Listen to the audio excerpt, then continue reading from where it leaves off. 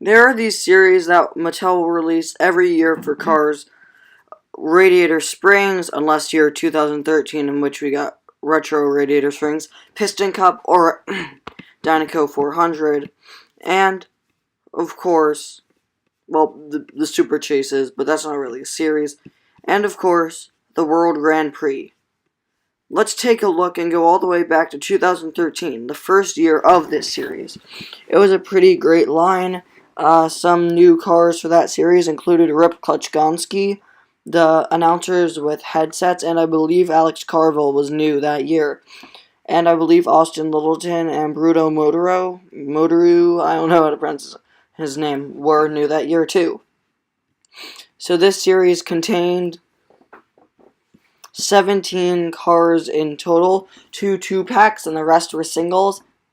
Because of that, I'm going to have to break this up into 3 parts. So let's get started with part 1. I can't believe I'm doing this, but I had to put Lewis Hamilton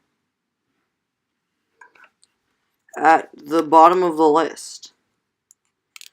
I feel like I just kind of had to.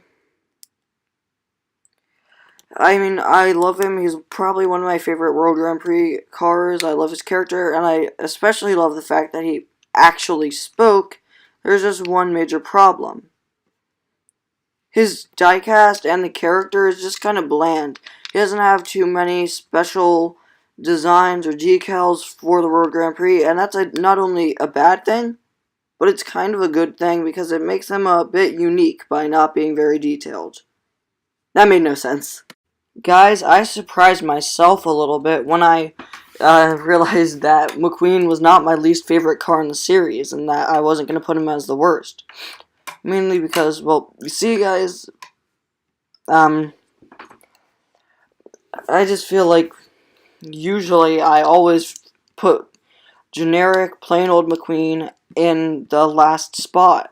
At least usually. He's nothing special. He's just the boring old, usual, standard, casual McQueen that we get multiple times every single year in 2-packs, single packs, deluxe packs. Okay, so not in deluxes. I'm just saying not in deluxes. But in multi-packs, 2-packs, here, there, everywhere, McQueens will show up. Just the boring old normal McQueens, which is nice for new collectors. Yeah, you gotta get the main character, and of course you do have to release him every year because he is the most main character. It's just like the whole deal with releasing all the Radiator Springs residents every year. You have to do that. You really have to.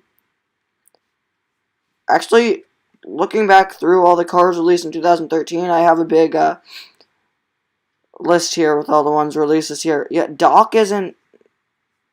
Oh, and pictures of each one. Doc wasn't released this year, I don't think. Hold on, I'm scrolling through, looking at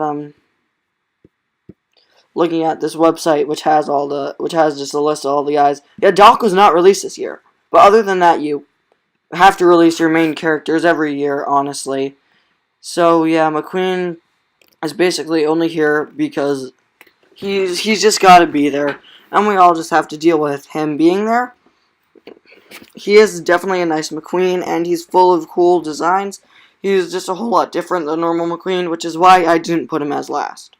You know, guys, the whole unique thing about the World Grand Prix compared to the Piston Cup and Cars 1 was that each of these cars was a special, new, unique model. Each one was different in their own way. Each one was really cool. They were great.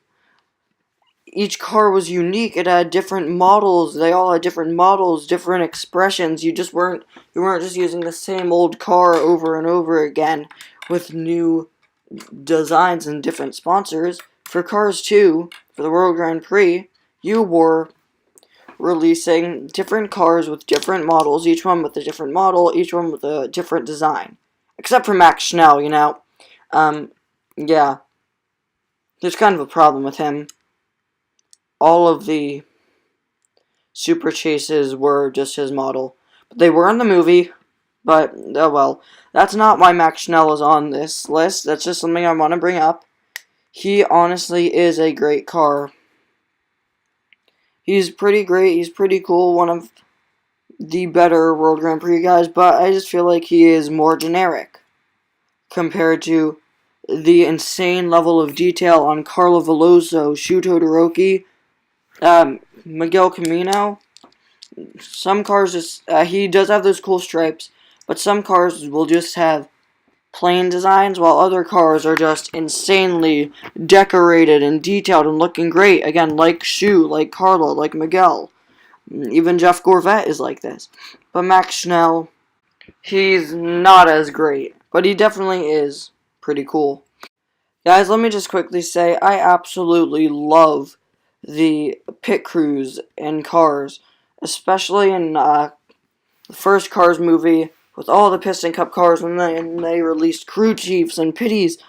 And then here came Cars 2, not really focused around racing, but there still were, in fact, crew chiefs and pitties. Now they're finally releasing pitties. They've been for the last few years. 2016, none in 2017, but some were planned, definitely, and then canceled. And now, of course, some more are coming out in 2018. Honk Cho is out. Lewis Hamilton's pity, Nigel Gearsley's pity, at least for now, are rumored to come out. There's even a picture of Nigel's pity and a picture of Lewis's in a 2-pack that is originally exclusive to a 7-pack crew chief. So those are definitely coming out at some point in this year in the World Grand Prix Series. But of all these guys, Austin Littleton is probably not my favorite. Cruz, as in Carlo Veloso's crew chief, not the Cars 3 character, is probably my least favorite, mainly because I feel like he's been released so much, Carlo's crew chief. Austin Littleton here is just another one that kind of follows the trend of these Cars 2 crew chiefs are really, really, really small vehicles. Even Bruno and Francesco's crew chief, they're all just these tiny little cars. Miguel's crew chief, even Rips, they're not really all that big. Austin Littleton, obviously, kind of the thing about him is that he is a really small car. But that's one of the things that makes me not like him too much is the fact that he is just so absolutely tiny. It is kind of adorable, but I also don't really like his expression. As for Nigel Gearsley is one of my favorite World Grand Prix cars, and that's why this isn't in a worse spot on the list. Here I was, guys, recently just talking about how great Jeff Gorvette is, how unique he is. He shows up here on this list pretty low. Okay, well, he's just a Corvette. He looks a bit similar to Cars 2 McQueen, but really not that much. I mean, you've all seen him. He's got some pretty cool designs and stuff, but I really feel like he's kind of in the middle for me. I definitely love, again, the fact that he spoke, the fact that he had a cameo in Cars 3. I love him as a character. He's really, really cool. His design, in my opinion, isn't as good, though. To finish off this first part, here is Francesco.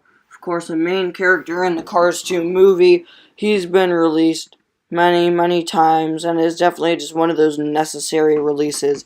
He was definitely cool when he came out. He was different, he was new, he was interesting, but not so much anymore. The reason why he isn't that low down on the list is because he's definitely a great car. He definitely looks cool. He definitely is cool.